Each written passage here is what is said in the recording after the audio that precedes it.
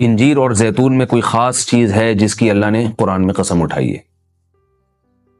اللہ تعالیٰ کی عادت ہے کہ کبھی بھی اپنے پیغمبروں کی خوراک وہ چیز نہیں بناتے جو صحت کے لیے نقصان دہ ہو،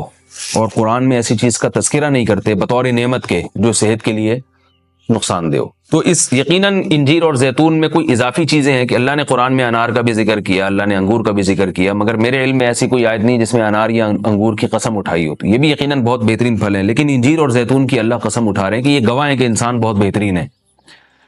تو اس سے ایک تو پتہ یہ چلتا ہے کہ ہمیں انجیر اور زیتون کو اپنی خوراک میں شامل کرنا چاہیے۔ آج کل کیا کھایا جا رہا ہے؟ چائے پی جا رہی ہے، گٹکے کھا رہے ہیں لوگ، پان کھا رہے ہیں، الٹی الٹی چیزیں، بازار سے بنی ہوئی چیزیں، دودھ پیک خرید کے پی رہے ہیں جس کے دودھ ہونے پہ ہی شبہ ہے کہ پتہ نہیں یہ دودھ ہے بھی یا نہیں، اور ایک سوچی سمجھی سازش کے تحت بازاری چیزوں کو پروموٹ کیا جا رہا ہے، اس پہ اشتہار بازی پہ خرچہ کیا جا رہا ہے، ڈاکٹروں کو باقاعدہ خریدا جاتا ہے اور وہ جعلی چیزوں کے فضائل لوگوں کو سناتے ہیں۔ لوگ یہ سمجھتے ہیں کہ ڈاکٹروں میں دو نمبری ہو ہی نہیں سکتی، یہ غلط ہے۔ بہت سارے ڈاکٹر لوگوں کو بہت ساری غلط چیزوں پہ لگا رہے ہیں۔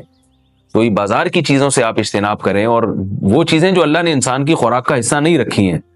سگریٹ اللہ نے انسان کے پینے کے لیے پیدا نہیں کی ہے، ہیروئن، چرس، یہ سب نشے کی چیزیں ہیں جو ہمارے مذہب میں ویسے ہی حرام ہیں، تو ان سے اجتناب کرنا چاہیے۔ انجیر اور زیتون کے کیا فضائل ہیں؟ میڈیکل سائنس نے ثابت کیا ہے، اور حکیم جو ہیں، ماہر حکیم ہیں، طبیب ہیں، وہ بھی بتاتے ہیں کہ یہ دو ایسی چیزیں ہیں جو انتہائی طاقتور ہیں، لیکن ان میں کمال یہ ہے کہ یہ آپ کے جسم میں چربی نہیں پیدا کرتی اگر اعتدال سے ان کا استعمال کیا جائے۔ ہم دیکھتے ہیں کہ جب بھی کوئی چیز بہت زیادہ انرجی دیتی ہے ہمیں، تو ساتھ ساتھ ایک اس کے ساتھ مصیبت یہ ہوتی ہے کہ وہ موٹاپا بھی لاتی ہے، وہ چربی بھی بڑھاتی ہے، وزن بھی بڑھاتی ہے۔ لیکن انجیر بہت طاقتور چیز ہے، نہ صرف یہ کہ آپ کے جسم میں چربی بڑھاتی نہیں ہے بلکہ چربی کو ختم کرتی ہے، کولیسٹرول لیول آپ کا گراتی ہے۔ یہ زیتون میں بھی ایسے ہی ہے کہ زیتون آپ کی صحت کے لیے انتہائی مفید اور بہت طاقتور ہے، اور کولیسٹرول لیول آپ کا کم کرتا ہے، لیکن یہ ضروری ہے کہ اعتدال سے ہو۔ اگر آپ بہت زیادہ کھانا شروع کر دیں گے تو پھر زیتون بھی چربی پیدا کرتا ہے، ظاہر ہے اعتدال تو ہر چیز میں ضروری ہے۔ اور کچھ چیزیں ایسی ہیں انجیر اور زیتون میں جو میڈیکل سائنس کہتی ہے کہ انجیر پیٹ کے کیڑوں کو ختم کرتی ہے، انجیر قبض کو ختم کرتی ہے، قبض کا سب سے بہترین علاج ہی انجیر ہے۔ لوگ اس طرف توجہ نہیں دیتے، دوائیں کھاتے ہیں، ایلوپیتھک دوائیں کھاتے ہیں، اس کے سائیڈ ایفیکٹ بہت سارے ہوتے ہیں۔ تو اگر ہم اپنی خوراک میں روزانہ کچھ نہ کچھ انجیر کا استعمال رکھیں تو بہت ساری بیماریوں سے انشاءاللہ ہماری حفاظت ہو جائے گی۔ انجیر میں خاص بات یہ بھی ہے کہ یہ خون پیدا کرتی ہے، سالے خون جسم میں بناتی ہے، لیکن انجیر کے استعمال کا طریقہ یہ ہے کہ اس کو بہت زیادہ چبا کے کھانا چاہیے اچھی طرح۔ زیتون میں بھی اللہ نے بہت کچھ رکھا ہے، قرآن مجید میں اللہ تعالیٰ نے زیتون کی الگ سے بھی فضیلت بیان کی ہے۔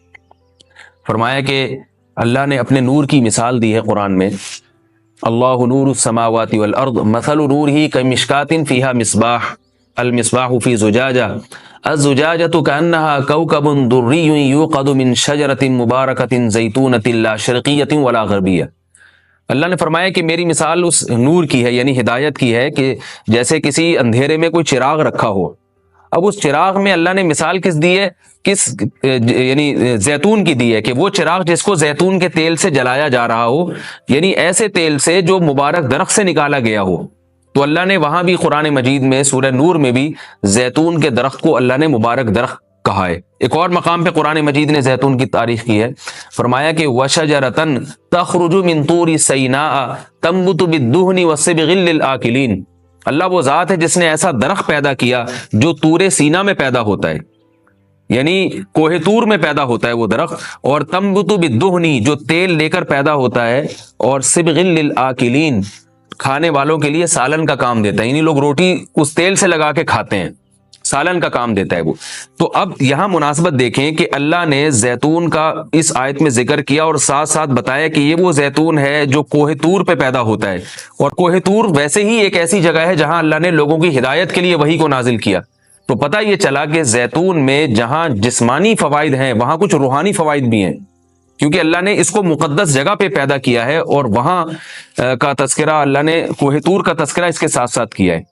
اور اس آیت میں بھی ایسا ہی ہے، جہاں اللہ نے زیتون کا ذکر کیا آگے فوراً وطور سینا، کوہتور کی اللہ نے قسم اٹھائی ہے۔ تو اس سے پتہ چلتا ہے کہ زیتون میں جہاں جسمانی فوائد ہیں، کچھ روحانی فوائد بھی ہیں۔ روحانی کا مطلب یہ ہے کہ اس کے کھانے سے عین ممکن ہے کہ آپ کی کچھ روحانی ترقی بھی ہو، شاید اللہ کی محبت میں اضافہ ہو، گناہوں سے نفرت پیدا ہو، یا اس کے سے جسم میں کوئی ایسی تبدیلی آ۔ میں کوئی یقینی بات نہیں کر رہا، لیکن قرآن میں اس طرف اشارہ ملتا ہے۔ اس سے ہمیں کیا پتہ چلتا ہے کہ یہ جو ہم مختلف قسم کے کوکنگ آئل استعمال کر رہے ہیں، ان سے آہستہ آہستہ اپنی جان چھڑانی چاہیے اور نیچرل چیزوں پہ آنا چاہیے۔ ایک آپ کو میں ایک تحقیق یہ بھی بتاتا ہوں کہ میڈیکل سائنس یہ کہتی ہے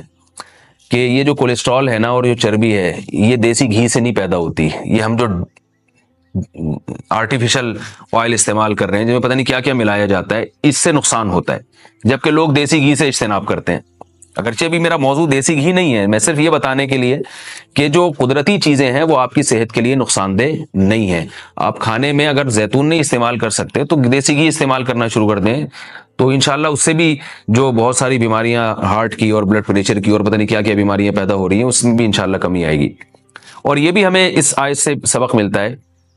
کہ آپ قرآن مجید کا معجزہ دیکھیں۔ ابھی چند دن پہلے کسی حکیم کے توسط سے مجھے پتا چلا، انہوں نے مجھے بتایا کہ میں نے پوچھا کہ بھئی انجیر اور زیتون، انجیر کھانے کا سب سے بہترین طریقہ کیا ہے؟ تو ان حکیم صاحب نے بتایا کہ آپ انجیر کو زیتون میں ڈبو کے استعمال کریں، یعنی انجیر کے ٹکڑے کریں اور 2-3 چمچے زیتون کپ میں ڈالیں اور اس میں انجیر کے ٹکڑے کر کے ڈبو دیں آپ اس میں، اور رات کو آپ ڈبو دیں اور صبح اس کو استعمال کر لیں، وہ زیتون بھی کھا لیں ساتھ میں۔ تو اس وقت میرا ذہن اس طرف نہیں گیا۔ آج جب میں یہ اس آیت کا درس دے رہا تھا تو مجھے خیال آیا کہ یہ تو اللہ نے خود قرآن میں دونوں کا ساتھ ذکر کیا ہے۔ حکیم تو آج کہہ رہے ہیں 1400 سال کے بعد کہ ان دونوں کا ملاپ بہت بہترین ہے صحت کے لیے، تو قرآن میں اللہ نے کیسے دونوں کا ساتھ ساتھ تذکرہ کیا ہے؟ تو یہ عجیب اتفاق ہے، اور بلکہ قرآن کی بلاغت ہے اور قرآن کا ایک قسم کا معجزہ ہے کہ آج بہت ساری چیزیں جن کی تحقیق ہو رہی ہیں وہ قرآن میں اللہ تعالیٰ نے ان کے اشارے پہلے سے دے دیے ہیں۔ انجیر اگر آپ زیتون میں ڈبو کے استعمال کرتے ہیں تو اس کے کیا فوائد ہیں؟ ایک فائدہ تو یہ ہے کہ انجیر کو چبانا آسان ہو جاتا ہے، ورنہ انجیر بہت سخت چیز ہوتی ہے، اس کا چبانا آپ کے لیے مشکل ہے۔ جب آپ اس کو زیتون میں ڈبو دیں گے، آپ صبح جب کھائیں گے تو آپ کو پتہ چلے گا کہ وہ نرم ہو گئی ہے، اس کا کھانا آسان ہے۔ اور دوسرا فائدہ یہ ہے کہ اس سے زیتون کا کھانا بھی آسان ہو جاتا ہے۔ آپ اگر زیتون ویسے ہی چمچہ بھر کے پئیں گے تو جو لوگ زیتون کے عادی نہیں ہیں ان کے لیے مشکل ہے اس طرح سے پینا، وہ ٹیسٹ گین ہوتے ہوتے کافی ٹائم لگتا ہے۔